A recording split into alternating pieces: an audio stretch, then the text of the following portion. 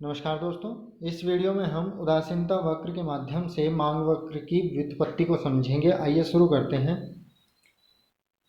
ये रेखाचित्र है जिसके y अक्ष पर मौद्रिक आय को दिखाया गया है रुपयों में, और x अक्ष पर वस्तु x की मात्रा को दिखाया गया है। दूसरा रेखाचित्र ठीक इसके नीचे है जिसमें y अक्ष पर कीमत को दिखाया गया है वस्तु x की, और x अक्ष पर वस्तु x की मात्रा को दिखाया गया है जो उपभोक्ता उपभोग करता है या जिसे उपभोक्ता खरीदता है।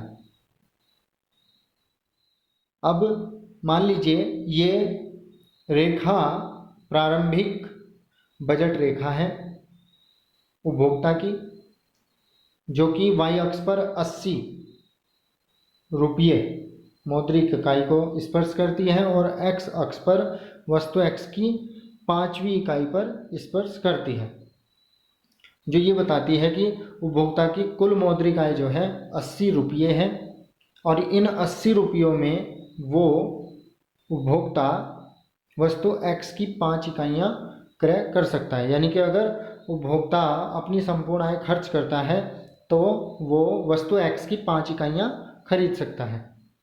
तो इस प्रकार से वस्तु x की कीमत हो गई 80 को हम भाग देंगे वस्तु की 5 इकाइयों से, यानी कि 5 इकाइयाँ 80 रुपये में मिल रही हैं उसको, तो 5 से 80 को भाग देंगे तो ये हमारी कीमत आ जाएगी 16 रुपये प्रति इकाई। यानी कि वस्तु की जो कीमत है वो इस बजट रेखा के आधार पर 16 रुपये होती है। अब हम आगे बढ़ेंगे और मानेंगे कि इस बजट रेखा पर उपभोक्ता उदासीनता वक्र IC1 के बिंदु A पर संतुलन में होता है, अर्थात उपभोक्ता 32 रुपये अपने पास रखता है और वस्तु x की 3 इकाइयाँ अपने पास रखता है। ये संयोग वो अपने पास रखता है, अर्थात इन 3 इकाइयों के बदले उपभोक्ता जो है 16 या 48 रुपये जो है खर्च करता है।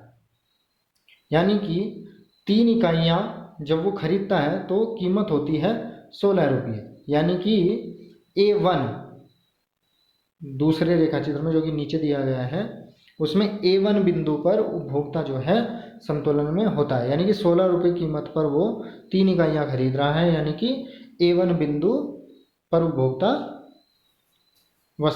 संतुलन में होता है। अब मान लीजिए बजट रेखा जो है वो दाईं ओर खिसक जाती है और नई जो कीमत आती है अब कितनी आएगी, क्योंकि अब उपभोक्ता अपनी कुल आय को खर्च करके 8 इकाइयाँ खरीद सकता है। इसका मतलब हुआ कि 8.80 यानी कि कीमत हो गई 10 रुपये प्रति इकाई, क्योंकि 80 रुपये में वो अगर रुपये अपने पास नहीं रखता, मौद्रिक आय अपने पास नहीं रखता, सारी की सारी मौद्रिक आय खर्च करता है 80 रुपये, तो जो नई बजट रेखा है वो ये बताती है कि उपभोक्ता 8 इकाइयाँ वस्तु x की क्रय कर सकता है, खरीद सकता है। तो यानी कि 8 इकाइयाँ उसको 80 रुपये में मिलेंगी, यानी कि एक इकाई 10 रुपये में मिलेगी, यानी कीमत जो हो गई वो 10 रुपये हो गई। अब उपभोक्ता इस बजट रेखा पर B बिंदु पर संतुलन में होता है जो कि IC2 पर स्थित है, और B संतुलन बिंदु क्या दिखाता है कि उपभोक्ता 5 इकाइयाँ खरीदता है और 30 रुपये अपने पास रखता है, यानी कि 50 रुपये वो खर्च करता है। 80 है ना टोटल उसकी आय, तो ये दिखाता है B बिंदु कि उपभोक्ता 5 इकाइयाँ क्रय करता है और 30 रुपये अपने पास रखता है। और इसका मतलब हुआ कि 5 इकाइयाँ उपभोक्ता तब खरीद रहा है जब वस्तु की कीमत जो है 10 रुपये हो जाती है। यानी कि जब कीमत घट करके 16 रुपये से 10 रुपये हो जाती है तो उपभोक्ता B1 बिंदु पर संतुलन में होता है, यानी कि 10 रुपये कीमत पर वो 5 इकाइयाँ खरीदता है। अब हम A1 और B1 बिंदुओं को यदि मिला दें, इन दोनों बिंदुओं से होते हुए एक रेखा खींचें, तो वो हमारा मांग वक्र होता है। इस प्रकार से उदासीनता वक्र के माध्यम से हम मांग वक्र की व्युत्पत्ति करते हैं। Thanks for watching. Please like and share the video and subscribe my channel.